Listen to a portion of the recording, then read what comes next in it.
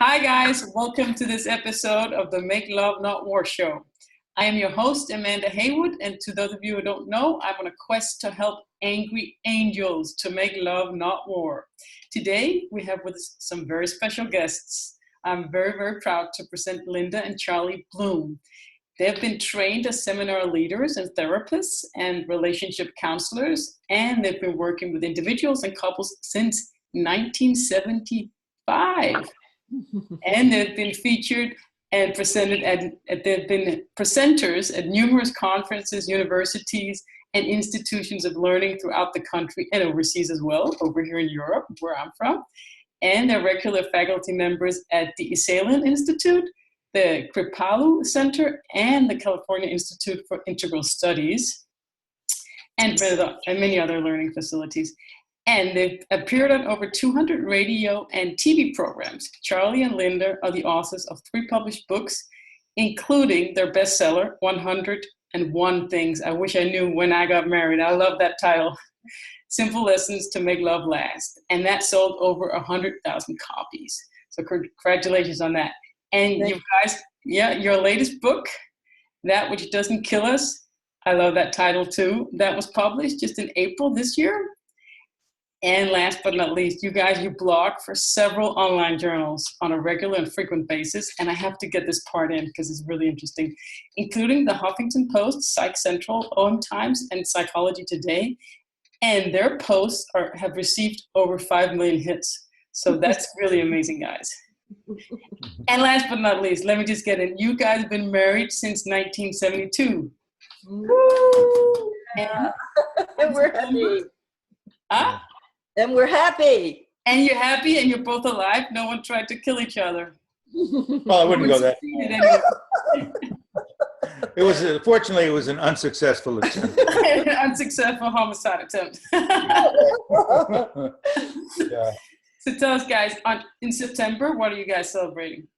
50, the big 50. 50 years living together. Working on our differences, and we are very different in many ways. There's a lot of overlap with essential core values, but in our styles of being in the world, we're so different. So there's been a lot of negotiation and communication and co-creativity that's had to go on. And we weren't very good at it in the beginning. But fortunately, we're good students and we're committed lifelong learners. So we learned how to negotiate for our needs in a way that we make a big space, for the differences to be there and not be crowded and cramped. And we learned a lot about being an appreciation and gratitude for the beauty that each of us are, and keep our focus on that rather than the things that might be irritating. Yeah. So that's one of our main teachings when we teach our classes is respecting the differences and learning from the differences. Yeah, a lot of learning going on. And so thank you so much for being on this show and helping the audience out there. The audience, I think, is like me. They're angry angels. And I have these 12 steps, and I wanted you to talk into one of them called Trust His Love. And kind of how do you let go of the past and let go of trying to find evidence that he doesn't love you? Mm-hmm. Mm-hmm. Well, I'll speak to it first, and then Charlie can chime in.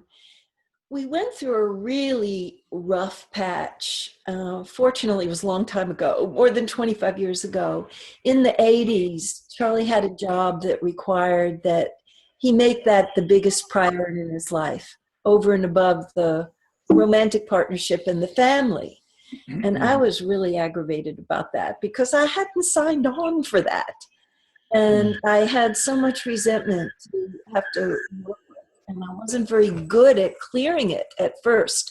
But we did get some good help. I will be grateful all my days for Stephen Levine and his wife, Andrea, who taught me about non-attachment. Mm-hmm. Confronted me, and they actually nailed me to the wall when we went there to have a consultation with them. And they said, it sounds like you're holding on pretty tight to what this marriage and your family life has to look like. And you would be way better off if you practice non-attachment and learn to let go. Because I was really strong in commitment and holding on, but I was not very good at letting go. And we have to be willing to let bygones be bygones. I had to learn how to forgive. You know, I come from the black belt grudge holders. And I needed to learn how to forgive and let go. And we paid attention. We both really trusted them, and we learned a lot. And instead of keeping a file on my grievances, that file was getting thick back in those days about all the ways he was failing me and the broken agreements. And you said we were going to raise these kids together, and you're gone most of the time. And you said we were going to mutually support each other's career development, and yours the only career that's really thriving.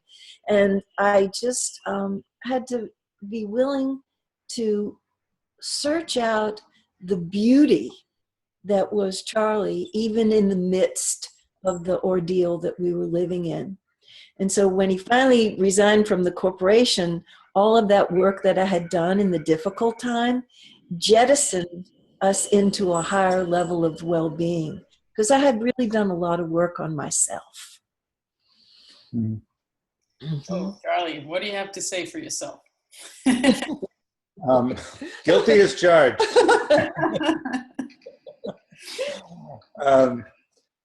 Yeah, I want to refer back to the whole notion of letting go that you brought up, and how, you know, Linda mentioned that really was a major part of her work. And I have a little bit of trouble with the term, and I'll tell you why. Because it creates an idea that you have to do something, you have to disengage from something, and you can't really let go of something until you recognize that you're holding on to it in the first place. And so what I like to think of it as more than letting go is letting be. Exactly. Let it be. Let be whatever it is that you're experiencing, which is kind of a aspect of mindfulness. Just being present with what's there. What's present is, I'm really angry right now, or I'm really hurting, or I'm really feeling this need, or I'm experiencing this desire. And to me, when we can really be fully with something, the letting go can happen organically. Mm-hmm. Yeah. And so I'm not saying that letting go is a bad thing. I just think that the first step is to let be whatever is there. Exactly. Surrender, right? Surrender to what is. It's funny that you mention it. It's actually the step just before. Oh, yeah. Yeah, it's all intertwined. And let go. Oh, yeah, that's great. Yeah. Again. Yeah. So I completely agree. Surrender, and don't try to fix things. Yeah. I mean, the impulse to want to fix it is natural. Of course we want to fix it. We're hurting, we're both reactive.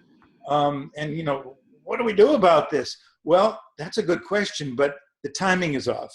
Before we can confront that question, we have to answer the question, so what's happening right now? Mm-hmm. What's happening right now? Let it be. Yeah, just there's fear, there's anger, there's hurt, there's pain, there's need, there's desire. Whew, can I just be with? That's a lot. Yeah. And when we triggered, that's what we're in the midst of. And so it's like we have to, because most of us operate at a fairly accelerated pace in life, we got to slow the film down. Mm-hmm. And just to be able to answer the question, what's happening? What am I experiencing right now? And grounding ourselves in the present moment. Yeah.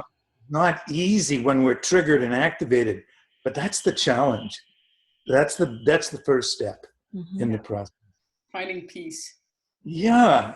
In this moment, because in this moment there is peace. Mm-hmm. Yeah. And there's agitation and activation when we're in the past, feeling grudges, remembering things that cause us to feel hurt, angry, scared. And then there's the future of what we're anticipating. Oh man, we've got to do something, or else this terrible outcome is going to happen. We're going to end up divorced, or we're going to end up, wanting to hurt each other or some terrible outcome. Or But even the small term future, like clearing the table, like I have a tendency to, I have to clean up because my husband's kind of messy, but, and just being in the present and not being attached to making it look like something and going there. Exactly, and it doesn't mean that we're not going to be anxious about the future. It just means that we're going to be present with our anxiety. We're going to be present with the memory from the past. So that's been, my work has been to practice presence, to practice being here. And it doesn't mean that I bring this experience of enlightenment and inner peace and joy with me. You're not enlightened yet. Well, I am, but I try not to flaunt it. It's a good point. It's about personal development, really, and consciousness more than. Yeah, it really is about personal development and doing your own work as opposed to working on the relationship. Working on the relationship kind of usually translates into a lot of people's minds as fixing the other person and getting them straight so that they're not the problem anymore. Mm-hmm. Well, what we have learned to do ourselves, and we practice, we practice this pretty regularly, because all of this work is about practice and integrating new patterns, is to look at, okay, so what's my responsibility here? Yeah. What's my part in this thing? It's not that I'm not upset with you right now. I am, but at some point I've got to really look at myself too. And the sooner I do that and take my focus off of what you're doing wrong and start looking at what I can do right that might move us into a better state, then we're in better shape. So what is that? You're moving right into step number 4. Okay, yeah, got it. Yeah, 100% responsibility. Easier said than done, Amanda. Agree. One of the hardest parts, I think. Yeah. Well, this is challenging work, and I think people don't realize how much we're being asked to do when we talk about creating an environment within which love can thrive, rather than where we feel like we're dealing with an adversary rather than a partner. And back in the day when we were fighting a lot and the war was on, I really believed that I was taking responsibility, because compared to how I had been, trying to be goody two-shoes and plastering a smile over my, anger and upset, I was speaking about how upset I was. And I was speaking with very intense passion about how upset I was. Mm-hmm. And I thought that was taking responsibility. I didn't realize that I had to write a whole new chart for what being responsible was. And when Charlie's talking about mindfulness, about just being with myself and calming my fear down and cooling down my mind on fire so I wouldn't act out my feelings, that I could speak in a more genteel and diplomatic way. And I tell these before and after stories when we teach it in our workshops. And I reveal my shadow and the kind of things that I used to say back then. And I used to say, what the hell is the matter with you? It's not very inviting. It's not inviting him to cooperate with me. I'd say, what did you even get married for? Why did you have a family? You seem like you don't want to do family. You just don't want to do your career. And I was so full of judgment, but I thought that was being responsible, that I wasn't a stuffer anymore. There was a whole other arena that I needed to learn how to play in. It wasn't in my consciousness in the early 80s that there was a way to speak your truth of your experience without the blame and the judgment in it, without making him bad and wrong and shaming him, and I got some good help, and I'm very grateful for that help, about how to be true to myself and speak my own experience, because I was so frightened. And I think that sometimes people don't understand when people are, wild and difficult to deal with and control freaks, that they're so frightened. Yeah. I was really sure I was pretty sure that our family was not going to come through the corporate years intact. It was fear-based, you know, survival rage kind of. Survival. Yeah. That's exactly what it was. And that screaming that I was doing was just cries for help. You know, our family's falling apart here. Our marriage is falling apart here. We've got to do something about this. But I would say you need to do something about this, because I was on the moral high ground, you know, and that I was the victim and he was the perpetrator. And we kind of make things worse that way. Yeah. Yeah, it looks so obvious to me. And one of the things that I learned when I was doing my own work is there usually are not perpetrators and victims. They're co-conspirators. And I was playing my part in it too. Yeah. When we got that, man, things really got better. Yeah. Yeah, that's a major shift, was when I stopped hosting my own pity party. Just that in my head, you know, just remembering those words, and I kind of laugh, and that was a real shift. I remember, yeah. And I was still frightened, but I didn't act out as much. Do you know, when he was a corporate guy, most of the trainers in that department ended up getting divorced. Exactly. I was pretty sure that we were next. And because we were there for several years, a part of that corporation, we saw some of them get divorced 2 times. Yeah. You know, so the corporate world was demanding so much of the people in that department that their relationships were withering on the vine. You know, they were just dying of neglect and starvation. Mm-hmm.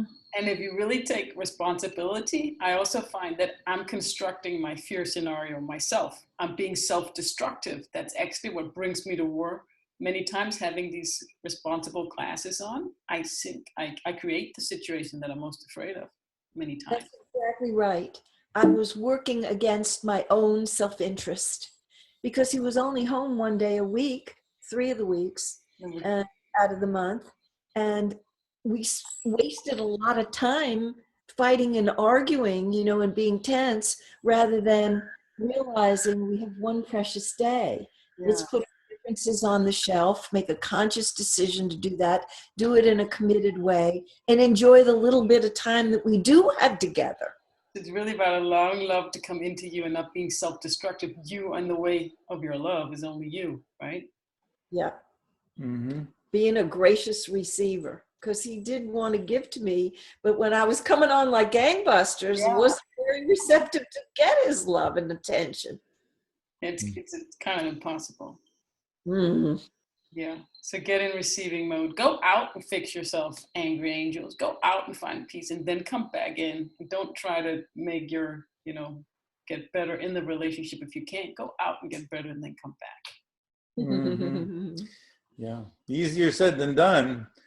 Our inclination is really to focus. It's so much easier to focus on what the other person is doing wrong, how they're making a mess of things, and what they need to do differently. It's so obvious on them. Yeah. Charlie, Linda, don't you also find, because I find it's both very, very hard and very, very easy at the same time, because when it works, it seems so easy. Like that's the magic of it, that it's so hard yet so easy. When you make the transition from blame to responsibility, then it's effortless, you know. And the question is, why is it so difficult? Why do most of us have so much trouble accepting responsibility? And I think it's because we link responsibility with guilt, fault, and blame. Like, if I take responsibility for this, then it's my fault. And you know what happens when I am guilty of doing something wrong? I'm vulnerable to getting punished. And so we're very self-protective. And the best way to protect yourself is to project the responsibility and the blame on the other person. And then I'm less likely to be found guilty. Mm-hmm. So we're kind of predisposed to be defensive and to defend ourselves. And the best defense is good offense. But until you try it and you find out it's not really as scary, you know. Yeah. The consequence isn't what I'm afraid it's going to be. Like if I say, you know, honey, I can see your point, And I think that there's some validity to what you're saying. I'm not saying that it's all my fault, but I do see that I have some responsibility here. When I get to that point, not only do I feel like a weight has been lifted off of me, but the other person feels safer then, and then they can be more vulnerable and they can be less defensive. And it only takes one person to open up that space. It does, but I find that I so want to explain and make excuses for my bad behavior. Justify, rationalize, explain. Yeah. That, so I don't take it in and it doesn't land with my husband that I actually agree. I go straight to explaining and making excuses. Yeah, yeah. And it's understandable, and it's natural to do that. It's a habit, but we can break the habit, and the other person can help us break the habit. And we can definitely realize it once we're doing it, once we start realizing it. Yeah, once we see that, it's like, wait a minute, hold it, time out. I don't need to do this. Or you can say to your partner, no, look, I know there's a good reason for you to feel that way, and to say that I don't need the explanation. I just need to know that you're with me right now. Yeah, that you hear how he received it. Yeah. Yeah, that you got the message. That's all I need. I don't need to explain it all. It's okay. And when he would join me, when he would meet me heart to heart, do you know, when I would bring my complaint and dissatisfaction to him, instead of saying, you're not supporting my job charming, that I've waited all my life to have this job. Or he sometimes would say to me, you're uncommitted here. You know, you're just not committed. That was a stopper for me because I wanted to see myself as being committed. And when he would say that, it would shut me up and I would back off. Sore spot. Yeah, but when he would say to me, you know, I could understand that this is hard for you to be virtually a single parent a lot of the time. Mm-hmm. And so different from how we lived for the first 12 years of our life where we shared decision making, and I was on my own quite a bit. When I felt heard, when I felt that he connected to me heart to heart, then I could say, I just miss you so much. Yeah, you want to get to that. I'm so lonely for you. And I'm looking forward to the time when you're finished with this job so we can go on to something that doesn't demand as much of you. And I could say that from a sweeter place, not, you know, what the hell's the matter with you? You're abandoning the family. What did you even have kids for? You're not here to rear them. Yeah, you know, verbal garbage that we conversation. Yeah. But somebody has to get the ball rolling to have that heart connection. Because the stories and the rationalizations and the justifications and the defensiveness just takes you on the path to hell. Yeah, it's like making war all over again. And you were making war with him because you needed to make love. So it's, yeah. Yeah. Mm-hmm. All right. We're running out of time, you guys. I would love to talk more about this, but we're running out of time. Do you have a gift for the audience that you want to talk about? A gift in terms of the teaching? No. Did you have something for the audience or some? You're talking about the gold. We have an ebook for them. That's right. Yes, and they just sign up on our website, bloomwork.com, and they will get their free ebook. And there's a lot of value in there about how to have a great relationship. Perfect. I'll post a link with this interview, you guys, and I'll post it in the Facebook group too, and we can all knowledge share about what we think about the book, and we'll be on top of that. And I can't wait to hear what the audience thinks about it. I'm definitely going to read into that, you guys. That's wonderful. I am so happy that you're supporting this mission and that we're able to talk to you today. It was truly a pleasure. Thank you so much, Linda and Ciao. Well, thank you for hosting this. Delighted to be with you. Thank you. Bye-bye, you guys out there. Bye.